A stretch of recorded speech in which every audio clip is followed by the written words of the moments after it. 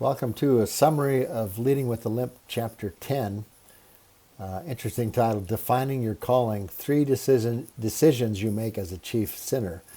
And up until this point in the book, running through lots of different things about what it means to lead, what it means to lead with a limp, and talking about things. And this chapter kind of brings it home in terms of, is this true for you or not? Is it something you're going to learn about, get some information, go, that was nice, and move on? Or is this true for me, and am I going to do something with it, live it, change, adapt, become a different kind of leader, even a different kind of person? And in the summary of the chapter, the first question he says we have to figure out is this true for me? I mean, we've been talking about what it means to be a servant leader. Jesus is the example of that. Servant leaders, are out to build the people around them, build the organization. They're not trying to focus everything on themselves. Is that true for me? Is that what I want? He's got a sentence in the chapter, the temptation of all leaders is to encroach on human freedom and to take away the suffering of humanity through some sort of authoritarian order. And you may not think you do this, but most leaders are tempted to do that in that we go, oh, I'm in charge, I'm leading, I know what's best. If people will just do what I tell them to do, it will go better for all of us. And so we take freedom away from the people we lead and we turn it into, I'm going to control them so what I think needs to get done gets done. Is that who we are? Or we people go, no, I'm here to serve the people around me, to build them up, to grow them up. Is it true for me or not? Or is it just information? That's nice. Big question. Second question, is it me? Is this me? Am I choosing to be a servant leader? And he's got a sentence in the chapter. For most leaders, intellectual assent is not enough. Change must be birthed in the crisis of confidence and calling. In other words, when things get tough and the pressure's on, that is when we decide how we're going to lead. And we either revert back to what's safe, what we thought worked before but probably didn't, and just go with it anyway, or are we open to God teaching us a new way to lead? And that's a question only you can answer for yourself. I've been through a number of moderate to major crises in churches that I've served in. And looking back, I wasn't so sharp enough to figure out necessarily at the time, but looking back, I go, that really shaped how I think about what it means to lead. And there were times when I just wanted to take control because I knew what needed to happen. But I had to work with people and work together and bring them along and build team and sort through the hard stuff. And we came through it together. But I had to choose to be a servant leader. It's a hard choice. It seems so much easier not to be a servant leader. In fact, one of the major temptations that Jesus faced before he did any public ministry of any kind, we're told in Luke chapter 4, the Spirit led him out in the wilderness to be tempted by the devil. First temptation.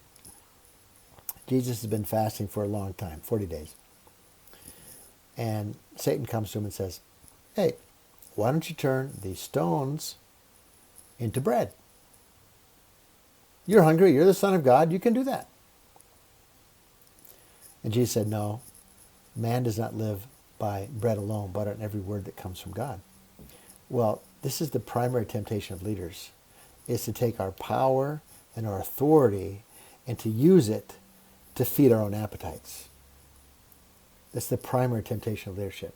Use my authority to feed my personal appetites. And Jesus says, no. I want to know what God wants me to do. I'm not going to feed my personal appetites. So in this chapter, you kind of figure out, is this me? If this is true, that servant leading is the best way, is that what I'm actually going to do with my life? The third question, of course, is it now? Is now the time for you to go, oh, how have I been leading? Actually, I've been trying to take control. I've been taking freedom away from the people I lead, and I've been using it, turning a control mechanism, and I've been manipulating, and because I know what's best. Are you a servant leader, and you actually want the people you're leading to do well in life as people? And then they'll do well in the business or the organization. Is that your primary concern, to serve them? over the years of leading in churches, small, medium, and a little bit larger size now here at Cornerstone, I have a sentence sometimes I just repeat in my head. It just helps me. I have to lead, but I do not always have to be right, and I'm not always right, and I do not always have to have the best ideas. I have to lead, but I'll lead with a limp. I'm not the best at everything. I don't have the best ideas. Sometimes I make mistakes. I have to lead, but I can access all the people that God has put in the church to help us do well. Not help me do well. Help us as a church do well. And I would encourage you, the time for you is now to go, yeah, I lead with the limp. I have to lead, but I have weaknesses. Sometimes I need to apologize. I have to ask for forgiveness. Sometimes I take 3 steps forward and I have to go back because it wasn't the right choice, and someone helps me know that, and I can handle that. Can you lead as a servant leader? Humble before God, humble before people. Still have to lead, but you go, okay, I'm going to lead with the limp. I'm not going to try and pretend to be somebody I'm not. Questions around the table, discussion around the table was good today. I had someone share a story about, because this is an increasing concern of mine as a pastor, now in my 35th year. We often can't understand that when crisis comes into our lives, honest to goodness crisis, and we panic and we just got to get things fixed and we want things to move on, we don't understand it. In this crisis, God can and will use it to bring about needed and good change in our lives. I have made no significant progress as a leader without first encountering crisis. And fortunately, I've managed to learn to let God use the crisis to teach me what I need to know. But the major lessons I learned that I benefit from now and the people I lead benefit from now all came out of crisis. And sometimes there's things that just shake us to our core and we just want to get through it or forget about it. No, those are great teaching times. And we want to figure out what was God teaching us in those moments. So the questions today, 1, 2, 3 on the sheet, if you've got that downloaded offline. Is this true for all leaders? For instance, think about this. Can you think of a leader, in our table we had a couple of these examples, a leader you served who succeeded, they met the goals, they increased the profits, they grew the organization, they succeeded that way, but as a leader, as leading people, they failed. In other words, they didn't lead well. They looked successful, but if leading is serving people and having people do well, they actually failed and everybody knew it. In fact, one of the stories at our table, a number of people under this particular person's leadership, they just quit. The person was very successful, failed as a leader. And we can learn what not to do from situations like that. Then also we talked about when we face frustration as a leader, do you see your broken condition as an advantage or a disadvantage? And I just told this quick story about it.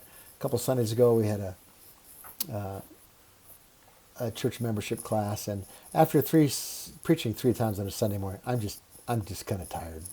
Emotionally, physically, I'm just tired.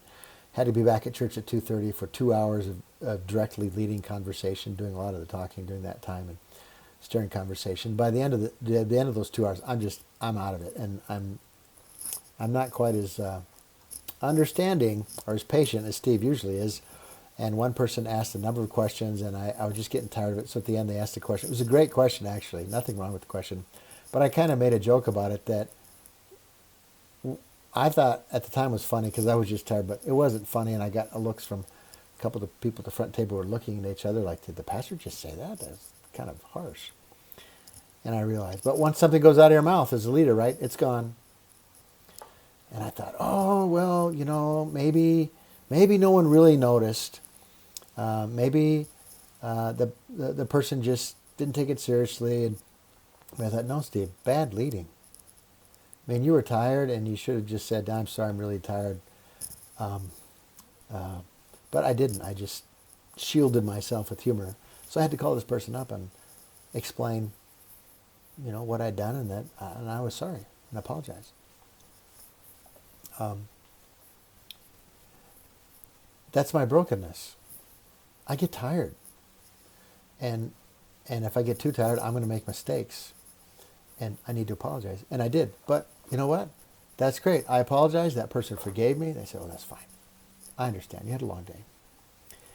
I go, so I feel forgiven. They're able to forgive. I'm able to be honest about my own humanity, which means if I can be honest about my humanity, guess what? Then the people I lead, they can be honest about their humanity too. If I'm trying to hide, guess what? They have to hide too. So it's much better. Brokenness is fine. Seek Christ's forgiveness, seek the forgiveness of each other, move on together, and actually bonds us together good. Second question is it true for me? And we had interesting, we thought about the last time we seriously considered resigning from our position as a leader, and if so, what prevented us from following through.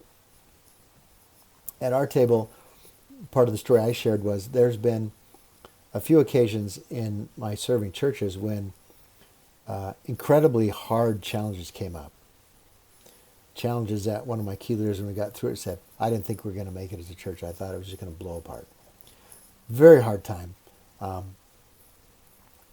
And I had an urge to either take control and fix it quick, or an urge to just say, I think it'd be easier to go serve another church. But this is what I've learned. Number one, whatever crisis there is, I always have a role to play in it to some extent.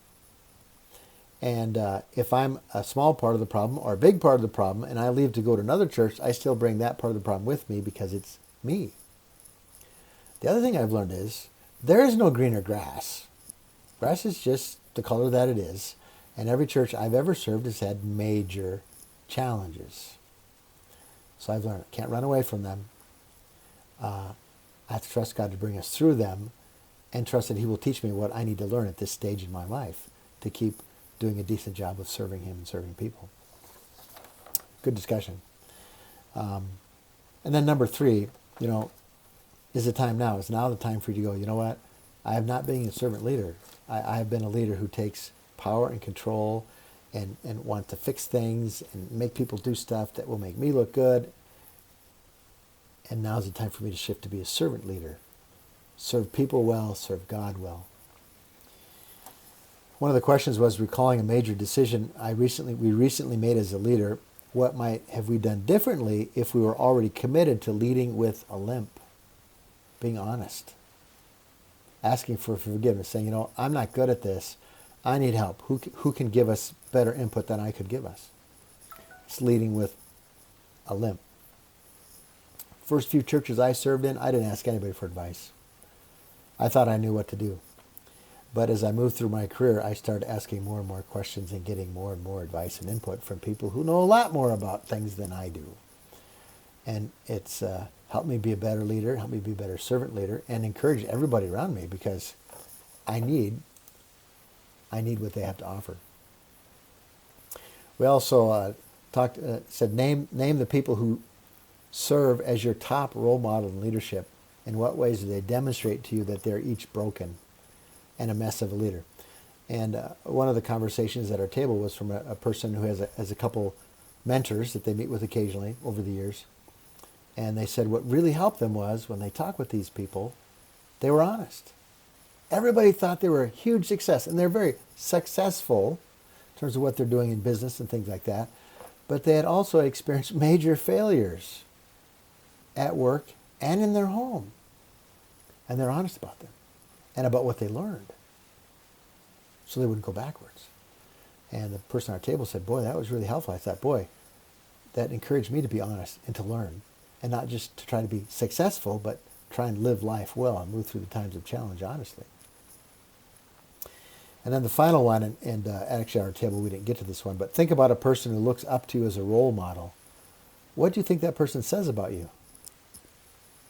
Are you open? Are you honest? Are you transparent? Are you humble? And if you want to be really brave in your leadership position, ask someone who, in the structure you're kind of leading, responsible for, ask them, when you look at me as a leader, what words come to mind?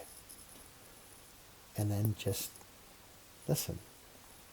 One of the trickiest things I think about leading is I have a goal. I know what I'm trying to do as a leader, and I'm trying to serve people, but I have to ask the people I serve and lead what my leadership looks like to them, because I don't know. I could be right on target. I could be a little off target. I could be way off target. And the people I'm serving, they know. They can tell me, and they can help me serve them even better. So a good chapter this week. Next week, I think one of my favorite chapters has to do with character, our character that God's building in us, and the character that God wants to help us build in the people that we lead. Very important chapter. So read it, take it seriously, read it slowly, and think about how God has developed the character that you have now as a leader, and what He's developing in you that He wants you to learn for the next chapter that He's got in store for you. So thanks for working through this, Leading with a Limp with us, and continue to seek what God's got in store for you.